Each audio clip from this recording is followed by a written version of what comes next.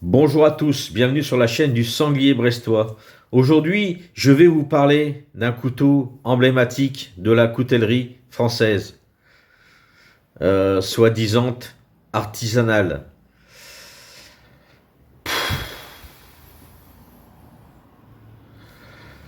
Le Coursol 6 pièces pour cette fois-ci, et la prochaine vidéo, nous passerons au 1, 2, 3 pièces, c'est-à-dire une couche. Pour un 6 pièces, on a deux couches. On a un modèle de 10,5, un modèle de 8,9. Et du coup, nous allons vous parler de tout. Un peu plus en détail, si j'ai mis le mode noir et blanc, c'est parce que c'est des modèles qui sont complètement désuets, complètement à la ramasse. On a des couteaux artisanaux, pseudo-artisanaux ou pseudo-industriels, avec des plaquettes embouties. Chacune a été gravée, mais une fois qu'on a eu le moule, on presse. Donc on a des plaquettes identiques euh, sur toute une gamme. Voilà. Celui-là, je vais vous laisser la surprise. Là, on a le scout de voir un petit peu l'incohérence du montage du couteau avec la platine arrière. Celui-là, c'est le modèle 8,9 qui est cohérent. Je vais vous parler des côtés positifs parce qu'il y en a malgré tout, très peu, mais il y en a. Oh la vache, ouf, ça va piquer. Voilà, je vais vous parler de tout ça. On m'a dit, il ne faut pas faire de comparatif avec Victorinox, donc je ne vais pas comparer les petites lames, les grandes lames et un tournevis plus ou moins plat cruciforme.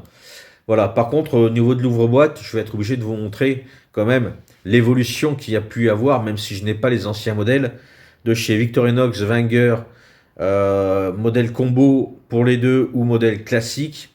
Ça durera pas longtemps. Voilà. Bon, allez, on est parti.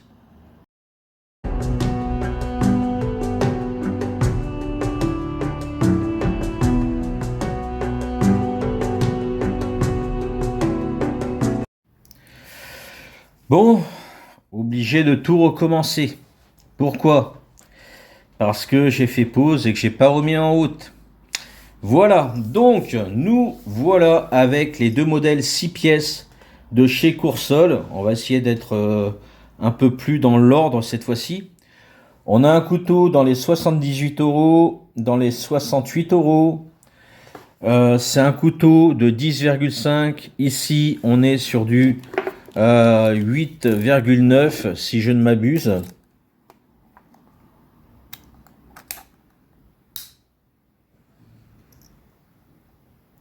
On va dire 9. On a le même nombre d'outils, 6 pièces. Moi, je dirais 7 avec la bélière. On a des cottes en laiton, comment on appelle ça, embouties. Donc, apparemment, c'est des cottes faites artisanalement par rapport au moule. Et ensuite, elles sont embouties à la chaîne. Voilà. Je vais venir aux cotes. Je vais d'abord faire le poids. Il n'y aura pas forcément de comparatif. Le seul comparatif qu'il y aura Victorinox, c'est sur un seul outil. Alors, on a le modèle 90. On est à 83 grammes 48. Le Spartan 59 grammes 30. Là, par contre, on va être kiff-kiff. On est sur le 10,5. On est à 106,9. Et là, on est à 104,17. À savoir que le double liner qui bloque la lame et le tournevis fait gagner 20 grammes dans le poids. Donc si on était un peu plus tôt dans le temps, on serait plus léger. Voilà. Alors, au niveau des cotes, ici on a un marin pêcheur avec un quai d'amarrage, avec des mouettes comme on peut voir. Je vais revenir sur les finitions parce que c'est une catastrophe. Ici, on est sur un Scout de France. J'ai trouvé ça génial. Et derrière, on se retrouve avec un tennisman. Quel rapport entre les deux? Qui met un tennisman d'un côté, un golfeur de l'autre, quelqu'un qui fait du baseball, du foot, je dis pas le contraire. Mais un scout avec un tennisman derrière. Niveau définition, comme vous pouvez voir, c'est pas du hyper ajusté, mais ça reste bien.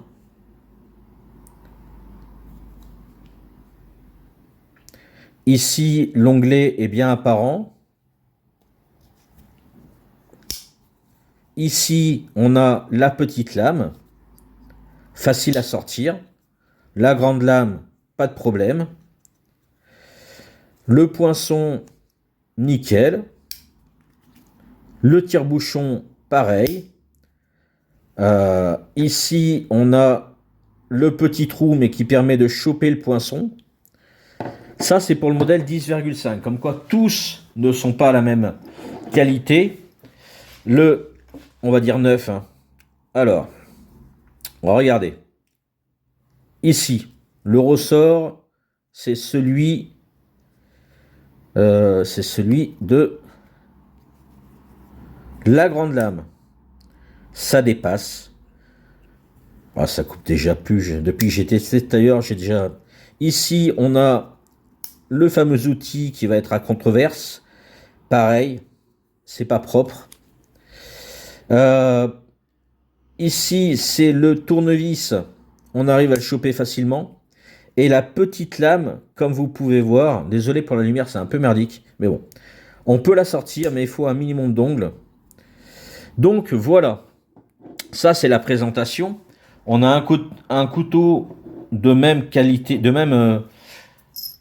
même acabit, de taille différente, soit, mais avec les mêmes outils. Et on a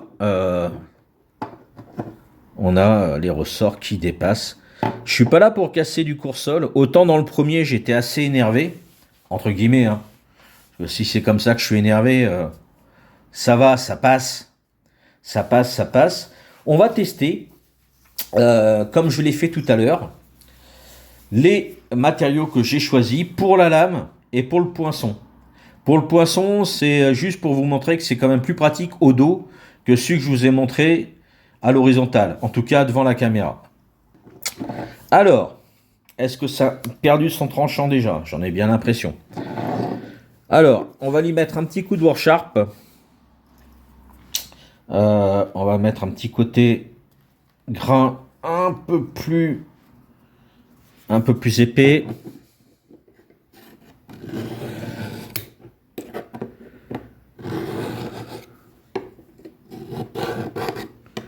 On sent que ça accroche, hein, là. Ça se sent.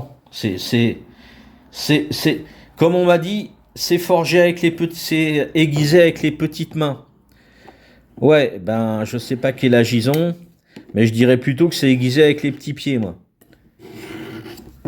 Ouais, ça devrait aller. Alors, on va faire le cuir.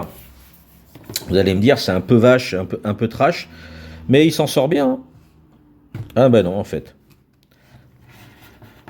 Ah ben non. Non, ça coupait tout à l'heure. J'ai fait qu'une seule coupe sur du cuir. Hein. Une seule. Je vais essayer de le repasser hors champ sur le Worksharp, histoire d'avoir une meilleure prise. Ah, on est bien là. Là, on est bien, on est bien, on est bien. Alors, effectivement, c'est du XC75 pour le carbone. Et bon, ben, ça coupe quoi. Ça coupe. Je ne vous ferai pas l'affront de comparer avec un Victorinox, puisqu'on m'a dit que ça n'avait rien à voir, alors que pour moi, ce sont vraiment des couteaux multifonctions qui ont, au niveau de la date de création, une certaine approche identique.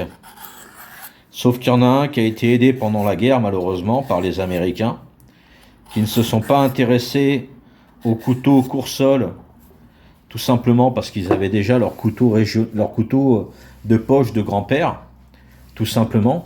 Et que Victorinox, c'était un petit peu l'innovation d'avoir de quoi... Ah putain, ça coupe rien. Eh, me dites pas que je fais pas d'effort. Hein. Voilà, on y arrive quand même. Voilà, le XC75, quand on sait l'aiguiser nickel, ça coupe, mais ça dure pas. Comme je vous dis, j'ai loupé la première vidéo. Et j'arrive à refaire une vidéo et ça coupe déjà plus. Le PVC, enfin le plastique comme ça coupe très bien. Ça coupe très bien. Faut forcer, mais ça coupe. Le cuir était peut-être un petit peu épais. Ici, on coupe très bien. Il n'y a pas de problème. Je vais éviter de mettre le Colson dans le lot. Hop, on a la petite lame. Donc un peu plus dur à sortir au niveau du petit puisque l'œillet, et puis comme vous pouvez voir, c'est pas droit. Voilà. Après, c'est pas gênant à l'utilisation, mais il y a un moment où on fait les choses correctement ou on les fait pas. La petite lame, elle coupe ça, j'irai pas sur le cuir. Hein. J'irai pas sur le cuir. Ça sert à rien de ridiculiser un peu plus. Là, celle-ci, elle coupe. Voilà. Après, c'est du XC75. Et comme on m'a dit, ce n'est pas le même acier. Tu ne peux pas comparer. Le XC75 est au-dessus de celui de Victorinox. Et effectivement, j'ai regardé des vidéos sur d'autres couteaux en XC75 et que c'est un excellent acier. Pour le poinçon, je vais prendre celui du plus grand. Le petit, c'est pas la peine. Ah, j'avais déjà fait un trou dans la ceinture. Alors, j'avais fait avec le Victorinox par la suite. Là, je ne le ferai pas. Hein, voilà. Hop, on va essayer déjà d'entamer le cuir. J'avais passé comme ça tout à l'heure. Voilà. On a du mal à pénétrer. Après, le cuir est assez épais. On est sur du 2 mm, voire 3 mm de cuir. On a du mal à percer. J'aurais dû prendre un peu plus loin. Après, j'ai quand même envie d'aller jusqu'au bout. La vidéo va être malheureusement trop longue par rapport à ce que ce couteau peut faire. Alors, elle va être trop longue, pourquoi? Ben, parce que les outils sont désuets, sont hors époque. Voilà, on arrive quand même. Hein. Et ça suffit largement. Pour avoir le trou de ceinture, franchement, ça le fait. Voilà, donc nos grands-pères avaient effectivement de quoi percer leur ceinture, ouvrir leur bouteille de vin et autres. Je vais pas faire sur de la chambre à air. Bon, ça coupe. Ça coupe si on affûte correctement. Je suis pas un super affûteur, mais le peu que j'ai passé sur le Warsharp, ça fonctionne. Ensuite, tout ça, c'était avant le drame, bien entendu. Non, on va tester le tournevis plat. À savoir que la vis cruciforme Philips est sortie en 1930. Peut-être l'évolution du tournevis plat qui est vraiment plus fin pour les vis cruciformes. Les vis Posidrive sont des vis avec la croix et en plus des petits traits entre chaque. Et en fait, même un Victorinox Philips va gripper sur les vis Posidrive. Voilà. Donc il n'y avait pas, les Posidrive sont arrivés il y a pas si longtemps que ça. Alors, ouais, j'ai ce qu'il faut. On va tester. Je vais tester le grand et puis peut-être le petit aussi. Donc là, c'est du Posidrive. Eh ben si, ça fonctionne. Hein. Ça fonctionne. Est-ce que je peux forcer un petit peu? Ouais.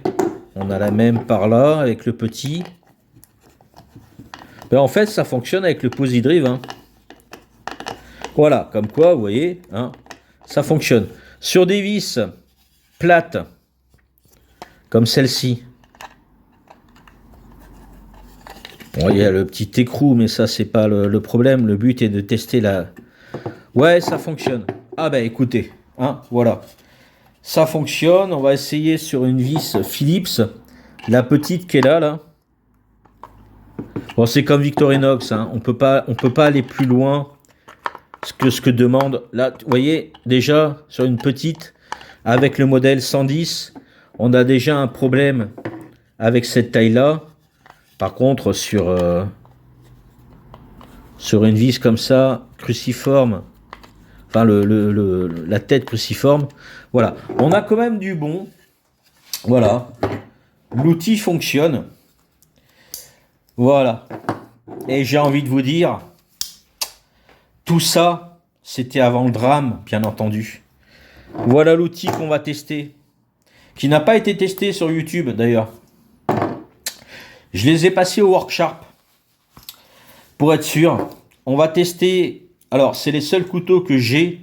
Malheureusement pour vous et pour ceux qui n'aiment pas les couteaux à côte rouge, comme on m'a dit, va jouer avec tes couteaux à côte rouge. Je peux faire beaucoup plus de choses avec.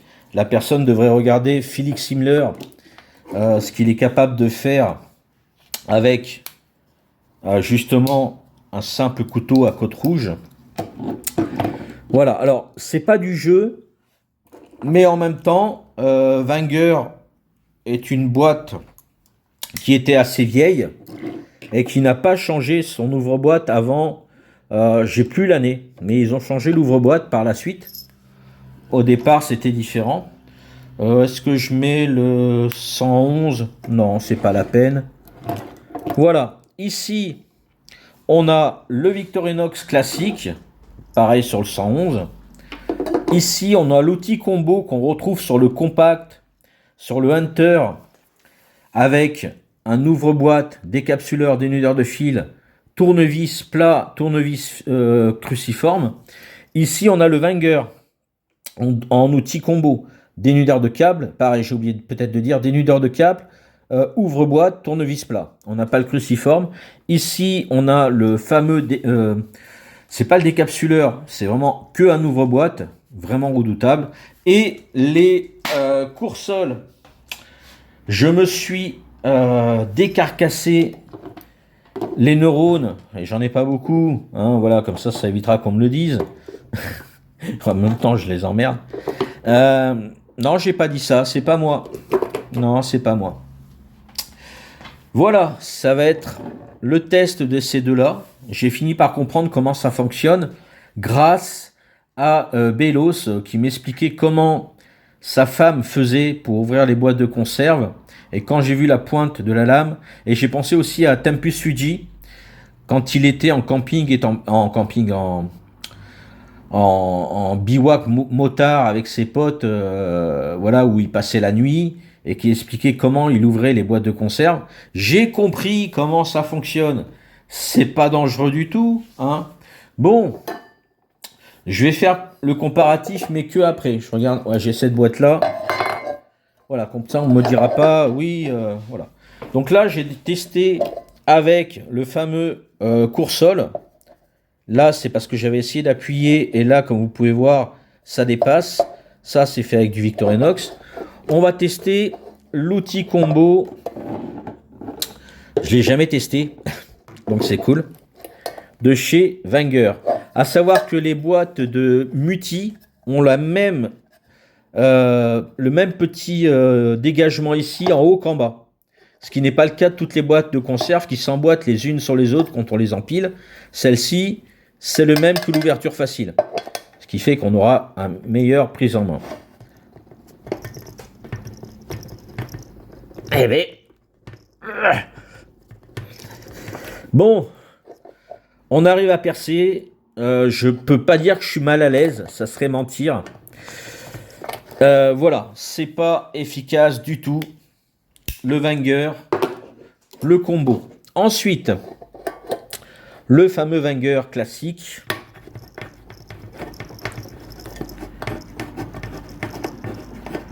Ma foi, qui se débrouille très très bien. C'est pas du propre de chez propre. Mais l'important, c'est qu'il se débrouille très très bien. On peut faire une ouverture ici. Voilà. Wenger, pour l'instant, premier sur... Je parle que des Victorinox. Hein. Je ne vais pas comparer au niveau de la qualité. Alors, l'outil combo de chez Victorinox.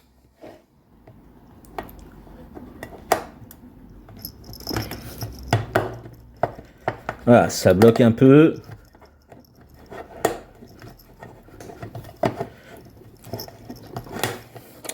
Je suis pas convaincu à chaque fois avec... Là, j'ai commencé sur un côté un peu ouvert.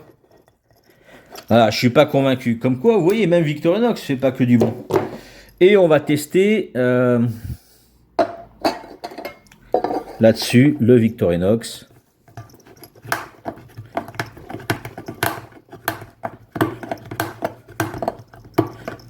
Voilà.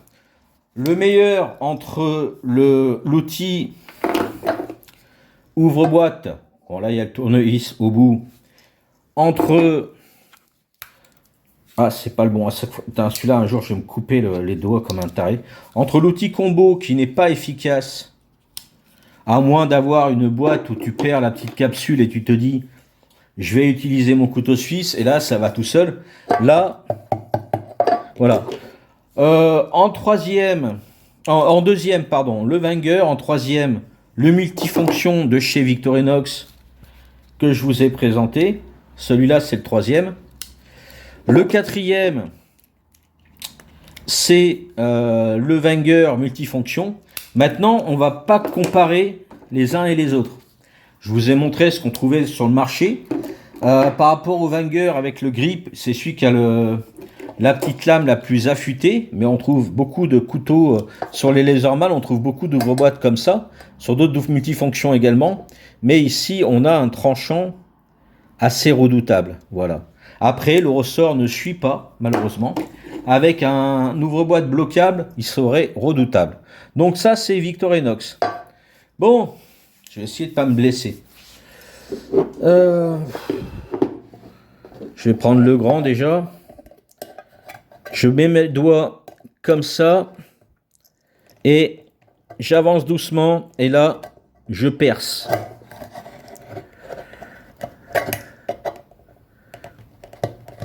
Et hop.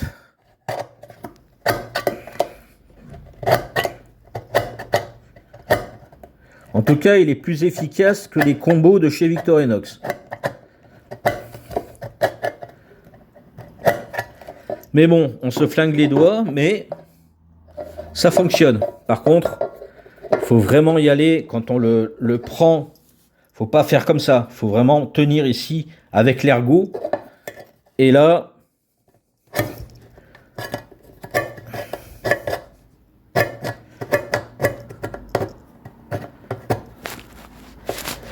et encore une fois, je vais vous expliquer. Voilà, c'est moins dégueu que je le pensais.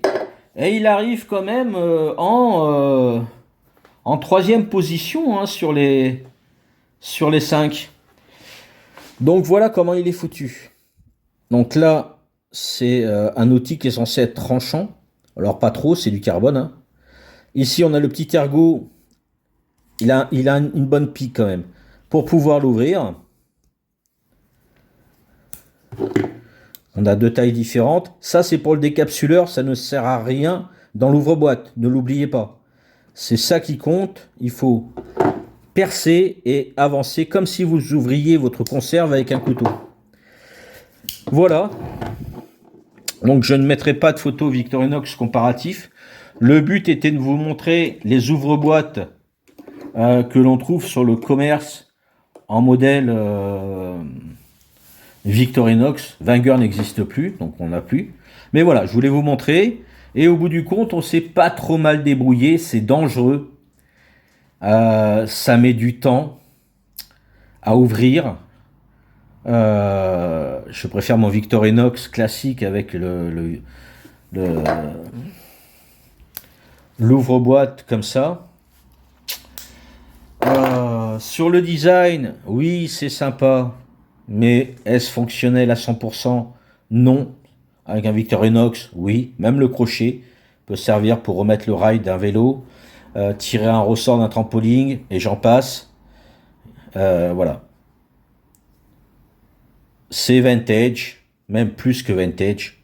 On est dans les années 50. Hein. En tout cas, je me réfère par rapport aux personnes qui s'y connaissent mieux que moi. On peut affûter ici, mais le Maquinox, pour ceux qui connaissent, Max connaît, Jérôme, Bellos connaît. Voilà. Allez, on est à plus de 22 minutes, plus le générique, plus les 2-3 minutes avant. Voilà, le Coursol 6 pièces, test à la clé. Je vous dis bisous, Kenavo, et n'oubliez pas, prenez soin de vous, et puis, ben, je vous aime, putain.